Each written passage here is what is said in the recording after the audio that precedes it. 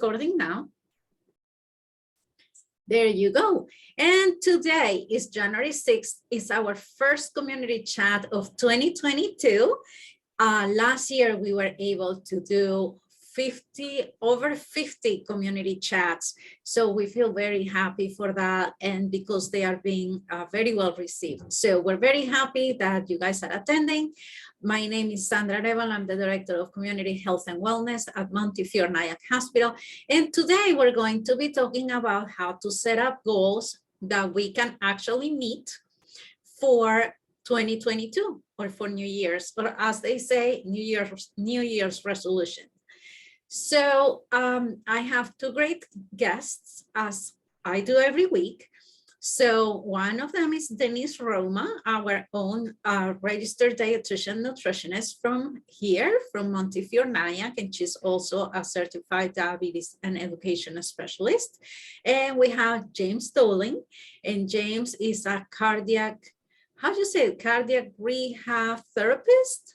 Yeah, so I'm an exercise physiologist, and I'm also the program manager in cardiac rehab, correct? Exactly. So you know what, before I say something wrong, I'm just gonna let you introduce yourselves. So since you started, James, go ahead. Yep, so my name is James Dowling. I work in cardiac rehab, as Sandra said, as the program manager and exercise physiologist. So we focus on exercise and cardiovascular fitness after someone is recovering from a heart event. Very good. Thank you, James. Denise? Yes. And yes, so I work with Sandra in the Community Health and Wellness Department. And I work with people who have diabetes and help them make some lifestyle changes so they can do a better job managing their diabetes and live a good, healthy life with it. And I also facilitate the Diabetes Prevention Program. And this is a one-year program where people who are at high risk for diabetes or have pre-diabetes enroll because they want to make these lifestyle changes as well so they can prevent getting diabetes. And James and I are also colleagues, and we work together as well. I pop down there with James and work with some of his folks in the cardiac rehab area, and same goals. You know, everybody's about trying to make these lifestyle changes so they can live their best life. So I'm very excited about today's topic. I think it's timely, and it's January, so we need to get going on this topic. Great. So thank you for that introduction, Denise, because that's exactly what I wanted to say. It's, you know, usually the new year comes with lots of expectations, lots of goals, and very frequently we say, and you know, this is one of me, it's like, okay, this year I want to exercise. This year I want to lose weight, or this year I want to gain some weight, or this year I want to be healthier, or, you know, but how many of us actually set up goals and we have what I will call a wish? It's not really setting up goals. It's more like wishes. And then as the year goes by, we never meet our goals because we didn't know how to get to those goals, you know? So while I was doing my research for this topic, I found out something that I think is very important, and that goals need to be smart. And that means that they need to be specific, measurable, attainable, relevant, and time-bound. And of course, that makes a lot of sense. So a specific means that, you know, if I say something like, I want to lose weight, well, I'm not saying how I'm going to lose weight. I'm just saying, you know, lose weight, like it's something that is going to fall from the sky or something like that. You know, I need to say something more specific, such as I'm going to eat less candy, or I'm not going to have a dessert every night, you know, something like that. Measurable refers to, you know, if my goal is I'm going to eat less candy, how much is less? Right? So if I eat 3 candies a day, I want to downsize to 2, or maybe to 1, or if I can, I'll downsize to 0. But I have to be able to measure that goal. And it has to be something that I can do. And that's why it's attainable. So for example, if I'm saying I'm going to eat less candy, but I'm like a candy addict, you know, going from 6 to 0 a day is not going to work for me. You know, it's more attainable if I say, okay, instead of having 6, I'm going to have 4 every day. I have to be realistic also, right? And it has to be relevant to my goal, because if, for example, I want to lose weight, but I say, oh yeah, I'm gonna go on vacation, that has nothing to do with my goal. So that's not gonna help me meet my goal. And then time-based, meaning, okay, this week I'm gonna eat, 4 candies a day, like make it that so that I know that I'm meeting certain steps. So that I've learned, but what I don't know is what I really need to do, if my goals are either exercise more, make my heart healthier, or lose weight. So what do you say? Let's start with you, Denise. Sure. So I think, first of all, one of the most important things is, I think when New Year's comes particularly, people all talk about these resolutions. And as you said earlier, I think, one of the downfalls of resolutions is they fade typically by the end of January, the beginning of February. And I think a better plan is to say, I want a solution. And, perhaps instead of trying to tackle everything at once, meaning, most people in January say they want to lose weight, they want to exercise more. Pick one thing and start working on that. And as you see success with that one thing, then you can incorporate another change. I think that's a big mistake people make. They have good intentions. They want to be better. They want to be healthier, but they set themselves up for failure by trying to do too many things at once. And so, to use the example you gave of making these SMART goals, pick one thing to start working on.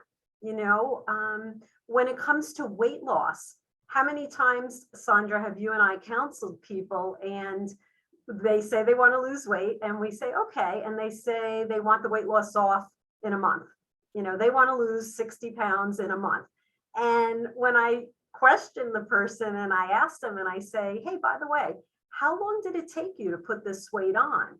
More often than not, it took years, right? People most of the time didn't suddenly wake up and they had this many extra pounds on them. So we have to be realistic, and we have to set these realistic goals so that we don't set ourselves up for failure. And as we achieve one goal, guess what? Now we become very motivated because we feel so good that, we cut back on the candy, and now we're ready to work on a second goal. So start by making goals that can be realistic. Be kind to yourself. Don't expect them to happen overnight. And then we can talk more about what you were getting at before on, putting these plans in place so you can be successful. Mm-hmm. Yeah, James? Yep. So yeah, I agree with Denise. And with these SMART goals, I think the exercise and the nutrition aspect kind of piggyback each other, because you can use them for either or in conjunction. But like Denise said, I think when people set goals for the new year, they are too hard on themselves and kind of try to get everything done in 1 week, and then they give up and then they go back to their normal lifestyle. So with the SMART goals, setting those specific, measurable, it helps maybe make little markers each week. Okay, I did this. I exercised for 30 minutes, 3 days a week for a month straight. That was your initial goal. So now let's try to increase that to 4 days, or instead of walking, let's try to do the bike. So setting real specific things, you kind of keep yourself in line, but you're also not pushing yourself too hard where you get frustrated and then just give up and you're back to square one. And I think the time base is important too. So say you do want to lose weight, like Denise said, so weight loss, exercise and diet kind of go together. Say you want to lose 10 pounds by March. So you're giving yourself 2 months, you're going somewhere in March, you want to lose weight. So instead of just saying that, you could say, I want to try to lose 1 to 2 pounds a week, which is a considered healthy weight loss. And you can do that by, I want to exercise 3 days a week, and I want to try to limit my, sweet intake. Just little things like that you can actually monitor, I think makes it much easier. And also, you have, when you're making this plan, you have to make sure you have time to be able to do the things that you're saying you can do. So if you're saying you want to exercise 30 minutes, 3 days a week, you have to be able to incorporate that in your daily schedule. If you know that you're really busy one day and you're not going to have time, then you know, you want to modify your schedule so you can do that another day. I think that's another big thing with people, you know, going into the holidays and then after the holidays. Now everyone's playing catch up because they were so busy during the holidays. So timing is very important because, you know, your health is your most important thing, you know what I mean? So to incorporate that just like you would your job, I think is also very important. So you guys have said two things that are resonating with me. One is motivation. Denise, I want you to talk more about that. And James, timing, because I agree with you, you know, sometimes, and especially in regards to weight loss, as a dietitian, what I've seen is that people, you know, they try to lose weight really hard, and then you go to the scale and you haven't lost a pound, and you're like, okay, there goes your motivation down the drain, because you're like, okay, all this effort for nothing. So let's talk about motivation. And then James, let's talk about time, because it's true. And Denise, at some point you mentioned that as well. You know, it takes you years to gain 60 pounds, however you want to lose 60 pounds overnight, or with exercise. And this happens to me all the time. It's like, okay, I'm going to exercise every day of the week. Well, I don't have time every day of the week, you know? So let's talk about that. Denise, motivation. Yeah, so I think, you know, motivation, when I'm speaking with my clients and they say that they want to lose weight or they want to exercise more, I kind of push them a little further in identifying, why do you want to do that? Why is that important to you? You know, when I hear that it's for a wedding that's coming up in a couple of months, my antenna goes up, because, you know, what happens then is we do it and we go to that wedding, and guess what? Then we go back to our old habits. So I like to probe and find out, what is your personal motivation? And it doesn't always come out in one question. It inevitably becomes a conversation where we really have to dig deep into what matters for that person. And so in my experience, what I have found, some of the things when we dig deeper as to why this person wants to be healthier is because they're going to retire in 3 years and they have all these plans to travel, and they work their whole life so hard, and they want to be able to go to Europe and walk or take a hike.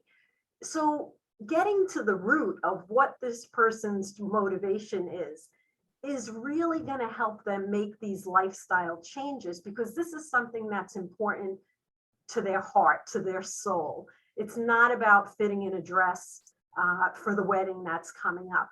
You know, some of people that I speak to that are older will say they don't want to be sick. They're afraid. They're afraid of getting illness. And so if we could dig deep and find out what is the personal motivation for this person, it will enable them to take these steps on what they need to do to eat healthier or exercise or any of these things that we're talking about. So Denise, if we say, you know, I understand that if you have a motivation, like I want to be healthier because I want to live healthier the rest of my life, you know, traveling and walking and hiking, but do you need to have a big motivator like that to be able to lose weight? So in the case that you're mentioning, you know, if I just have a wedding to go to and I want to look great at the wedding because I haven't seen my family in so long and I don't want them to look at me looking, you know, I want to look perfect. Is that not a good enough motivator for me to do what I'm supposed to? Like, it's a good motivator, Sandra. And if you were telling me that, I would never discourage you from that. But I probably would push you beyond that, because I don't want you to get to that goal and go to that wedding and then revert back, because now I went to the wedding, I got in my dress, I felt great, and now it's not so important to me. So I guess I would like you to have simultaneous goals, and that is, okay, I want to look great for that wedding, but also here's my reasons for wanting to be healthier, to eat healthier, to lose weight, something bigger, something greater than just that short-term goal. I'll give you another example. I don't know if you guys go to a gym, but I do. And, you know, for me, I've consistently done that throughout my life. It works for me. Well, let me tell you, every January, when you go into the gym, it's packed. packed. And all of us who are the regulars, we all walk around smiling at each other. And we don't say anything because we know why we're smiling. We know in a month we'll be able to get on that elliptical or that bike because there won't be quite so many people there. So, it's just something I see and have seen over the years. People have great intentions, they have great goals, but unless they really start to get to the bigger picture, so to speak, they fall off, they drop off. Now, for me in the gym, sure, that's great. I get to have an empty gym again, but that's not what we're looking for, right? We want people to really come up with changes that they're going to sustain in the long run. Mhm. Can we use smaller steps as motivators? For example, I get to go to the wedding. I'm stuck on the wedding thing. So I get to go to the wedding and I look great at the wedding. Maybe what I want to do is to say something like, okay, I want to keep what I got, so, creating a smaller goals that we can achieve will motivate us to continue doing the work. That's what I'm thinking. Absolutely. And, it all depends how you went about it to get to that weight for the wedding. So what do I mean by that? Well, if you did a fad diet and now once you go to that wedding, you're going off of that fad diet, guess what? All that hard work is going down the drain. But if you took a lot of baby steps along the way, and let's say you started eating breakfast regularly, let's say to your example about sweets before, you started cutting back on your sweet intake. Let's say to James's point, you started making these new exercise habits. And if that's how you arrive at the wedding date, then I think you have a good shot at sustainability there. Look, fad diets, everybody does them sometimes just to jumpstart themselves. And as a registered dietitian, nutritionist, I don't think that's a bad idea. If that gets you going on week one, just to give you that push, that motivation, but you need to have a transition plan. Because to have the mentality of going on and off, any kind of diet, I don't care what it is, you're going to be back in the same place in January of 23. And I think the conversation we're all having here is to talk to our guests about, don't you want to make changes that are going to last in the long run? So we're not having this very same conversation next January in 23. Or we could have it with different goals. There you go. Fantastic. James, timing. So just to piggyback off Denise, just in terms of the short-term and long-term goal thing, I think I see that with my patients a lot too. So, they'll set a goal while they're here with us, which is about 3 months. They want to lose, I don't know, say 20 pounds. And they do that and they're attending consistently. So I see them putting in the effort. And then I think that motivates them to keep going. They've got this far. They feel better. They look better. Their diet has changed. So those patients that really buy in, I'm not worried about them falling off because I can see physically and mentally, they're 100% bought in. Then there's the other patients that after 10 sessions, they haven't lost any weight. They kind of get discouraged. I've made all these changes. And those are the ones that, again, they're not seeing the results right away, but they're still coming 3 times a week. I know they're trying, they are making the sacrifices and the changes. They just need a little more push, and then over the next month, they start to lose weight. But we prevent them from falling off. And then in terms of the timeliness, again, you need to set realistic time frames, I think, of what you want to accomplish. So if you haven't exercised all of 2021, didn't exercise at all, I don't think your initial goal should be to exercise for 1 hour, 5 days a week, because that's not going to happen. I would start initially, very light, maybe 20 minutes, three days a week. Just go for a walk before or after work. That's not too much of a time constriction. And most people can walk, on average flat ground, 20 minutes, and that's better than doing nothing. Say do that for 2 weeks, see how it goes. If you realize you only did it twice in that 2 weeks, probably need to stay on that goal for another 2 weeks and, try to manage your time a little better so you can incorporate that. And then as you go on, incorporate it more and more, ideally getting up to what the American Heart Association recommends, which is 150 minutes a week. So that's 30 minutes, 5 days a week, which seems like a lot at first. But again, if you start slow and then slowly incorporate it, it can be done. And like Denise said, I go to the gym a lot too, not only because I know that it's healthy and it's good for me, but I feel a lot better. I feel bad when I don't go. So it's just part of my routine. And I think that's what a lot of people who are on the fence about don't buy into right away. Like, people say it, but they don't know how much it actually holds until they start getting into that routine. And then a month later, they're like, I feel so much better, and then they start to see the weight loss and their cholesterol is going down, their blood pressure. So some of those more long-term results kind of take time. It's that initial, I think you just have to set realistic goals and shorter time frames. Mm-hmm. And I think, Sandra, can I jump in a minute on something James just said that made a lot of sense to me? He was talking about those rewards that people start to feel when they make these lifestyle changes. And that sort of is what motivates them, right? To your point before. And I think that's a key piece that people need to build in rewards to what they're doing. Some of them are going to come naturally, as James said. I'm moving more, I'm eating better, I feel great. That's a natural reward for what you're doing. I like to talk to people about rewarding themselves with other things when they do well. So let's say you had a good week where your goal was to exercise 10 minutes 3 times a week, and you achieve that. At the end of that week, reward yourself with something, whatever is going to make you feel good, right? What was that, Sandra? Ice cream. Ice cream. And that's inevitably what people will say. Can I reward myself with food?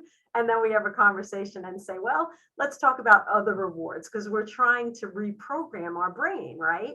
We want to reprogram it to say, hey, when I do good, I get a reward. A new pair of sneakers, a massage, a manicure, whatever it is that puts a smile on your face that makes you feel good. But do it, because that will reinforce the behavior. Mm-hmm. And, you said a word that everybody uses, and I think that's a problem with that word. And that was you, James. You said sacrifice. And I think that, that's the problem. It's like a lot of us feel that we're sacrificing, like we shouldn't be doing this. This is so hard to do, because that's the word, that's the meaning of the word sacrifice, right? It's hard. We don't want to do it. However, we're doing it. So how did you change the culture of sacrifice into maybe something like compromise? Yeah, so you're right that compromise sounds, but just saying the words compromise sounds better than sacrifice. So that could be another, you can look at it. See, a lot of people, I think too, when they go into this new year, new me, they go in kind of at the bottom, completely negative.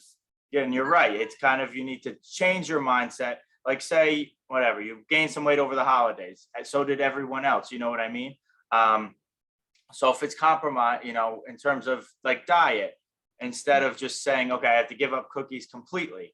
Maybe in the beginning, like you said, instead of eating 5 candies, only eat 2 candies, something like that. Because you should, and like Denise said, kind of with the fad diets, just to jumpstart your weight loss, those are nice short term, but they're not realistically going to be maintained. And I've seen patients 3 months here with me that yo-yo completely. And that's because what they did, instead of, doing that initially and then really getting into a more balanced routine, which I think is the most important.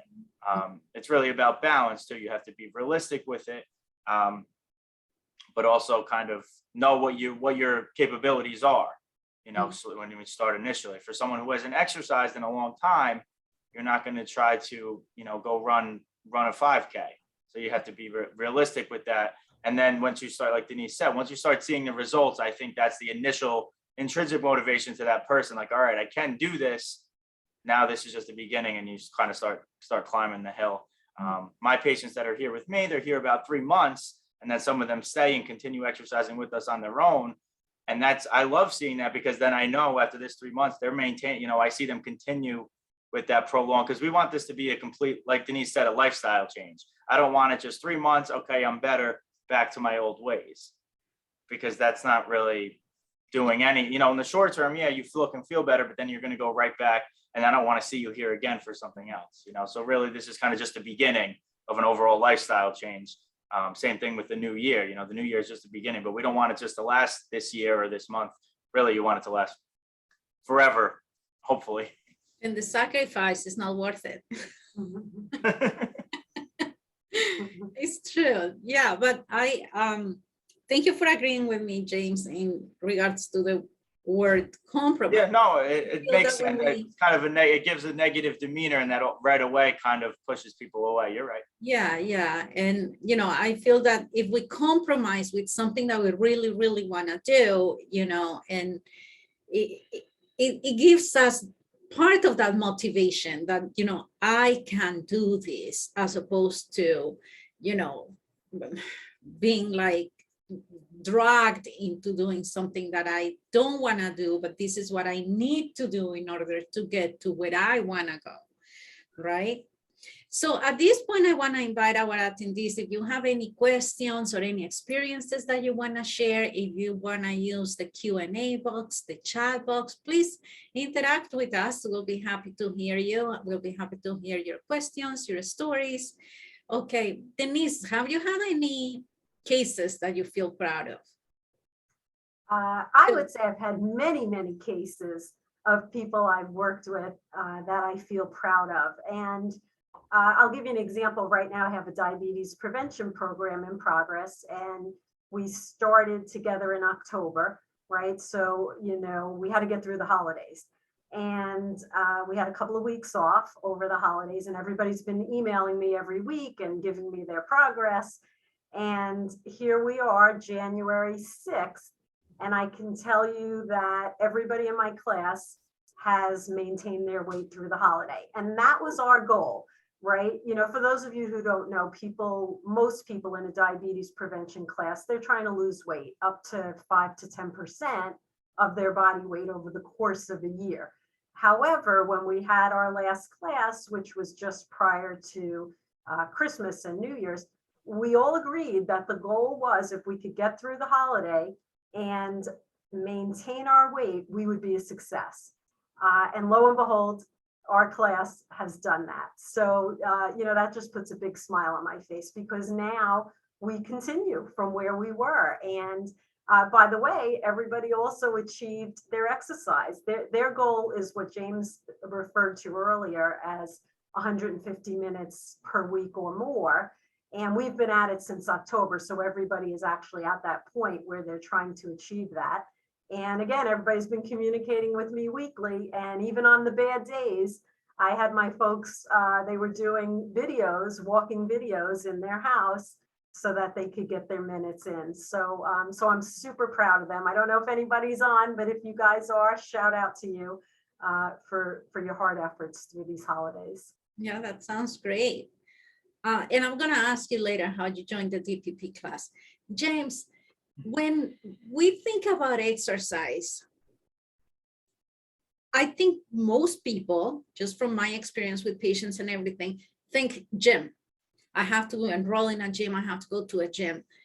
I'm not a gym person. I don't like to be going to a gym for many reasons. How can we exercise at home? What do you recommend? Like, how can we meet those exercise goals without having to go to a gym or enroll in a program? That's a good question. And one thing that has come out of all this COVID thing the past 2 years is there is many more options now. A lot of people have created home exercise programs and stuff like that, where you need minimal equipment, but you can still do these exercises at home. Walking, of course, you can always do. Now the weather is getting colder, so that's an obstacle. So I would recommend either, you know, just like YouTube, if you YouTube, I don't know, 20 minutes cardio exercise. And then there's a ton of options, because like I said, these past 2 years, everyone was doing it because gyms were closed, everyone gained weight, and then everyone was in a panic. Oh, I got to lose weight. So that I think that's, you know, the home exercise, you know, just simply YouTubing or Googling exercise programs definitely helps. That there's things you can do, even doing stuff around your house. You might not think it's cardio, but going up and down the stairs and stuff like that, that's not easy. You know, a lot of people have trouble doing that. So simple things like that. A lot of people now I know have Pelotons or spin bike. That's a big thing now. Some of my patients have them. So say their initial goal was, I want to get back on my Peloton. 3 months later, they're doing a Peloton 4 days a week. So I think that's another big thing. And again, there's different difficulty levels on those. So someone who's just starting, they can start very easy. So if someone has home equipment, you know, they can definitely do that. But again, they just need to set realistic goals. Maybe start just with 10 minutes, see how you feel. Do that for a week. Next week, maybe try 15 minutes. You know, you want to try to progress casually and listen to your body. If you're really sore, maybe take a day off. You know, a day or two off is important. You don't need to go 7 days a week. Like I said, to get that 150 minutes, that still gives you 2 days to have off. Because you do need to listen to your body. Because if you overdo it, you're kind of just going to run yourself down and you're not going to feel good. You know, you're going to have no energy going to work. You might be dieting, so you're eating less calories. So that's not a good, you know, you want to be balanced with it and realistic.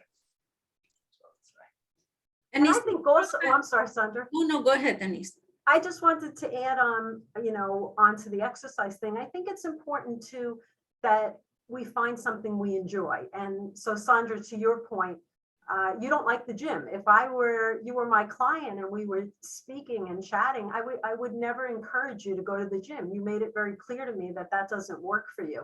But I'm sure if we had a conversation, I might learn, I know a little about Sandra, that you like to dance and perhaps you like Latin music. And so I might ask you if that's an option, to turn on some music at home and start moving. That's exercise. Mm-hmm. So, it really becomes what the person likes. And as James said, where they can do it, when they can do it, and so on. Mm-hmm. Yes. And James, I was gonna ask you, and now I forgot. That's a good point, just to piggyback on Denise. So yeah, stuff like that, like dancing and Zumba are also very popular right now. And a lot of that stuff you can do at home. They have videos where people are on Zoom, so you don't have to go anywhere. Pilates, yoga, those are all. So it's, again, with especially exercise, and I'm talking about specific, cardio exercise, you don't have to do the same thing every day. It's good to have variety, work different muscles. No, people get bored. That's another thing of why I think people don't stick with these initial goals, because they say they want to walk on the treadmill every day. And after a week, they're like, I'm bored. I don't, I'm not seeing any progress and I'm doing the same thing every day. So I think variety, if you have the ability at home, is also very important, just to keep you stimulated. And thank you for saying that, because that's exactly what I was going to ask. Like, if, I knew it. I read your mind. If it's true that you have to do different types of exercises and not just the same routine every single day. Yeah. And I think, James, you're the expert on exercise, but I think you would agree with this. In addition to doing the cardio, we do try and encourage people to get maybe 2 times a week of some weight bearing exercise as well, right? Because not only is the heart important, but we want to make sure those muscles are strong, the bones are strong. And so, weight bearing does not have to be lifting 75 pounds at the gym. Weight bearing could be doing yoga because you're using your body as the weight. It could be doing push-ups against a wall. So it could be sitting at home and grabbing a couple of cans and doing some arm exercises with that. So, I do think we encourage people to also try and get some of that weight-bearing exercise a couple of times a week into their regimen as well.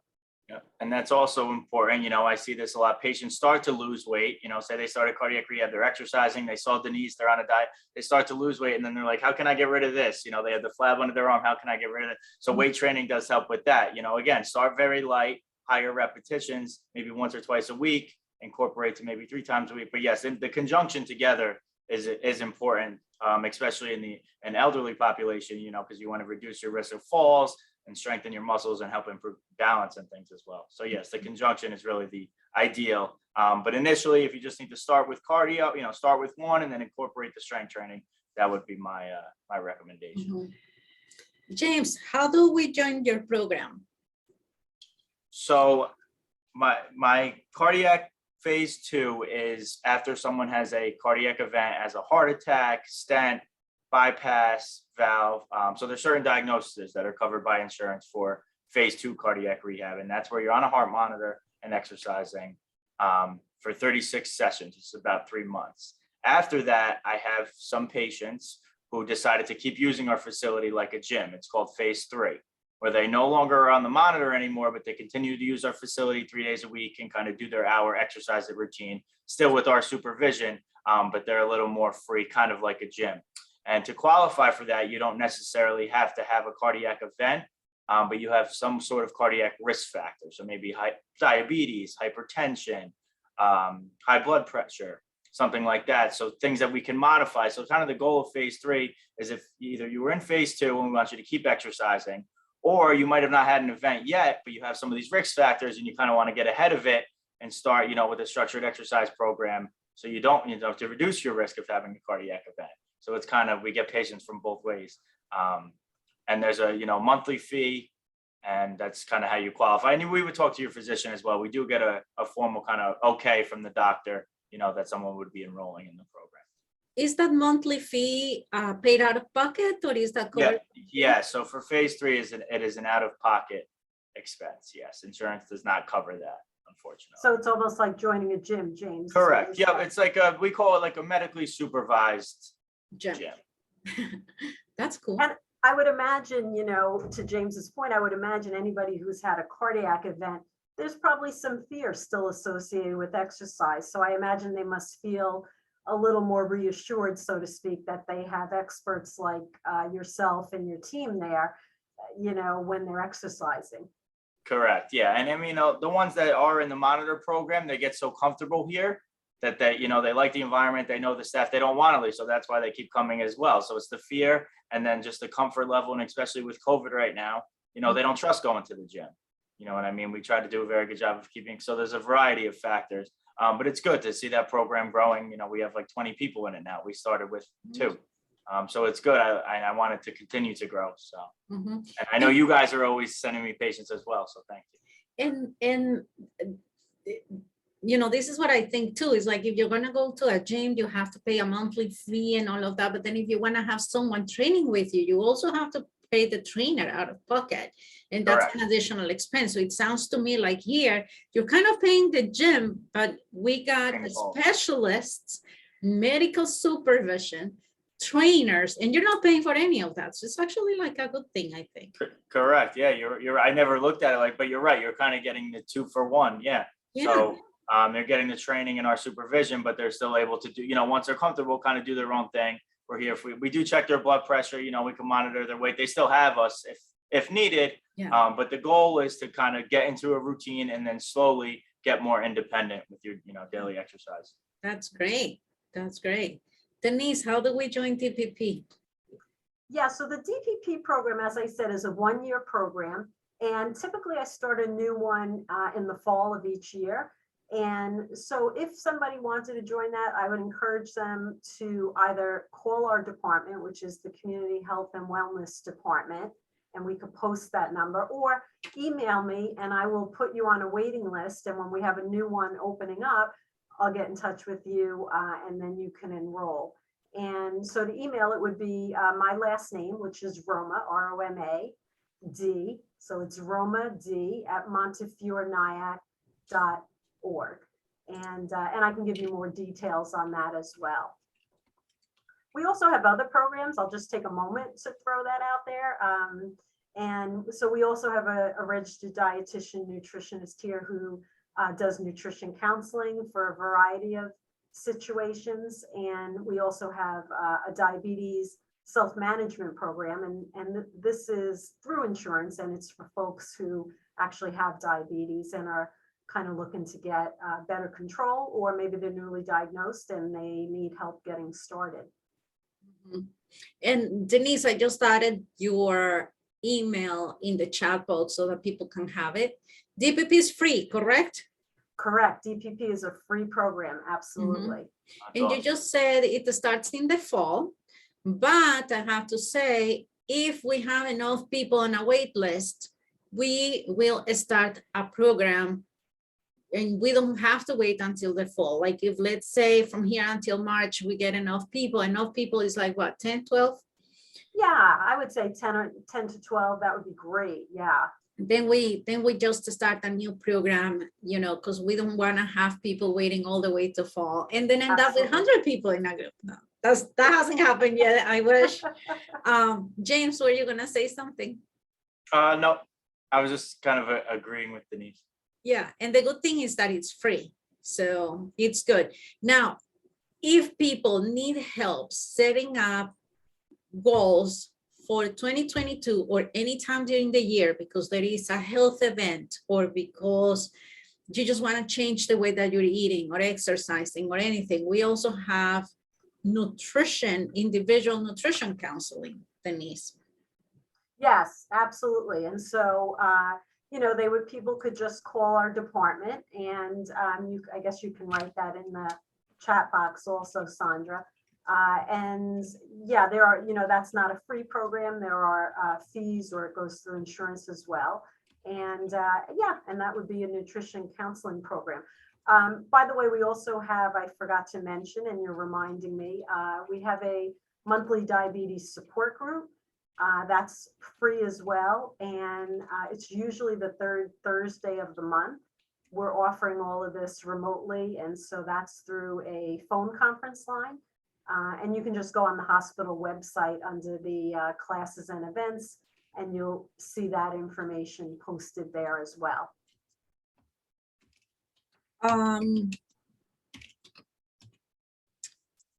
James, your email is Dowling. Yep, DOWLINGJ at Montefiore-Nyack. Okay, so I'm sharing that in the chat box as well, in case anyone wants to join phase 3. Yep, and our And phone then number is 348-7500. Okay. I'm writing that too. And they just ask for you? Yeah, they could talk to anyone on my staff, but yeah, I can talk to them and kind of explain it a little bit in further detail and kind of find out what we would need. Okay. If they were interested. Yeah, that is great. That is great. So lots of resources. We can do this. This year will be the year where we do it. Okay. I don't know, but I need motivation. We need to talk about motivation. So we have a few minutes left. So actually, let's talk about motivation. When I'm not very motivated, where do I get motivation from? What do you guys suggest? So Sandra, give me an example. When you're saying you're not very motivated, tell me more about that. What do you mean by that? I'm not very motivated for what? I feel that a lot of people are like, yeah, I want to exercise. Oh, but I want to walk. I want to walk around the block or take my dog out. Oh, but today is raining. And tomorrow will be cold. And the next day will be snowing. And today I'm very tired. Like you're always coming up with excuse not to exercise, or like, okay, I want to eat less. Oh, but this is so good. I'm not going to have this in a while again. Well, I cannot really portion out because it's going to be bad for tomorrow. Things like that. We always come up with excuses not to compromise, to do what we're supposed to. So how do you fight that? James, you want me to take it, or you want to take it? I'll take it. So Sandra's right. People are, unfortunately, they have all these wishful thinking, as Sandra said, kind of wishes that they want. But then when it comes time to, first day, all right, I'm going to the gym. It's raining. It's kind of cold out. I don't want to go. So you kind of have to weigh, would you rather just go home, and not exercise? Or do you really want to take this serious, to kind of reach your goals? And, I know it's not the ideal day to go, but I'm going to go today. And then the next day it's going to be nice out. And I'm going to, you kind of have to weigh out what is most important to you. Do you want to really improve your overall lifestyle? Or, I know this sounds harsh, but do you want to just keep making excuses? Because that's what people do. And sometimes even with my patients, I have to kind of give them the hard truth to kickstart them. And some of them will say, that's exactly what I needed. You know what I mean? And unfortunately for some of them, it takes a cardiac event to be that kickstart. But then after that, they're like, I'm never doing this, and this again. And they stick with it, So sometimes it really is, you have to decide, do you want to do this for yourself, or you just want to keep making excuses and not see the results that you want. And I think, to piggyback on what James is saying, I think sometimes people are not ready to make the changes. And you know what? That's okay too. We have to be ready mentally to make changes, right? Because when we're ready, when we're ready, then there will be less excuses. And, just kind of summing up what we've all been saying all along, and that is, you have to start with small changes. You can't try and change everything all at once, because it's going to be a failure. I think we have to take it one day at a time. And if we have a bad day, guess what? it's just that, it's one bad day. So hit your reset button and get back on track the next day, as opposed to falling into this downward spiral. I think getting support, to your point about motivation, get support from family, friends, tell them what you're trying to do, coworkers. This way people will help encourage you, you know, in terms of what you're trying to do. And as I said before, I think I'm a fan of rewarding yourself whenever you're trying to make a new healthy habit, because that's going to reinforce it. I did want to touch on what you said, Sandra. You know, the weather's bad. I was going to walk. I think we got to always have a backup plan, right? If you're a walker and you tell me that's what you're going to do, then I'm going to ask you what you're going to do on the bad weather days. And what we're going to come up with is we're going to do a walking video on our computer, or we're going to go to the Palisades Mall and walk there. There's 4 levels. It equals 2 miles if you walk all 4. So I think anytime we have a plan that involves barriers, which eating and exercise are always going to have barriers or challenges that pop up, we need to have a solution in place to tackle those challenges that come up. Yeah, I agree with Denise 100. You just made a really good point about having a contingency plan, because you're always going to have, there's always going to be an excuse. You can find one, but if you have like you said, it's raining. Oh, I guess I can't walk outside. But if you have a backup plan, okay, if it's raining, I'm going to go walk at the mall. You know, the more backup you can have, the less likely you are going to let those excuses, you know, block you from doing what you want to do. So yeah, I think that's really important as well. I love this. Now I feel motivated. Because me and Denise piggyback off each other. There you go. Because this is what I'm getting out of this, right? So instead of sacrificing, I'm going to compromise. See, and I'm taking notes. I'm always going to have a backup plan. And I'm going to try to set up smaller goals so that I feel that I'm reaching something and keep going. Yeah. Specific and measurable, something that you can keep track of. Yeah. Fantastic. And, you know, even in everybody's day-to-day life, like for all of us, Sandra, James, myself, we all work here in the hospital at Montefiore Nyack. And, you know, for us on our work days, right, saying we want to move more, let's say, we have a lot of stairs in this hospital. Yeah. So, you know, for all of us who work here, hey, maybe we can't do 4 flights of stairs, but maybe we can do 1 flight. That's something. So, you know, kind of thinking in terms of everything we do in our day-to-day, not just when we're specifically going to go out there and exercise. Think about everything you do in your day. And how can you tweak that a little bit so that you could be a little more active or a little bit healthier? That's a good point as well. You know, a lot of people have desk jobs, and now a lot of people are working, maybe not us in the hospital, but a lot of people are working from home. So they're moving even less. So that's a good point. You know, every hour, get up and just walk around for 5 minutes, you know, kind of get moving. Or like Denise said, on your lunch break, go for, I know when it's nice outside, I always see Denise outside walking around. Again, it's cold right now, but that's another thing, you know, just 10, 15 minutes, you do that every day, that adds up.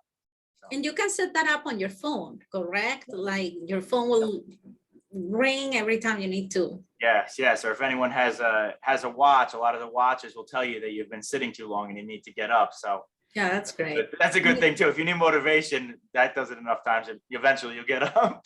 Yeah. I had a client yesterday who actually said to me, which I thought was a great idea. We talked about setting phone alarms to remember to take medication or to move more. And she said, you know, she didn't like that. She didn't like using that on her phone, but she came up with the idea and said she has an Alexa at home. And she loves Alexa because she lives alone and she likes when Alexa talks to her. And so she came up with a solution that Alexa was going to remind her to take her evening medication and was going to remind her at a certain time of day to get up and move. So there's so many different ways, right? We just got to tune into the person and what's going to work for them. Yeah. So to all of our attendees, if you still feel stuck after all these tips and you need some help and you need some partners in crime helping you set up goals, reach out. The emails are there. I'm sure Denise and James will help you out. And I think this was great. I feel happy. And yes, now I'm thinking I'm gonna start doing those stairs inside the hospital because it's cold outside and now I don't have an excuse. But it's been great having you. Thank you so much for all that positive energy. It's contagious. So thank you for doing that. And next week, we don't have a very happy topic, but it's guide to prevent cervical cancer. So we're going to be talking about January is cervical cancer prevention month. So we're going to be talking about how to prevent cervical cancer. And in the unfortunate event that you happen to get cervical cancer, how to treat it, what are the symptoms, the causes, what to do, and more to come. So I wait to see you next week at 12 p.m. in another Zoom link. And thank you, Denise. Thank you, James, for being with us today. Again, really, really good. I feel really motivated. Please keep it up, guys. I know you're helping a lot of people, and hopefully, you will keep helping more people this year as well. And this will be the year where we meet a lot of our health goals, being that, 2021 wasn't the year. So 2022 is a new chance. Thank you all. And thank you to our participants. I'll see you next week. All right. Thank you, Sandra. Thank you. Happy New Year, everyone. Happy New Year. Happy New Year.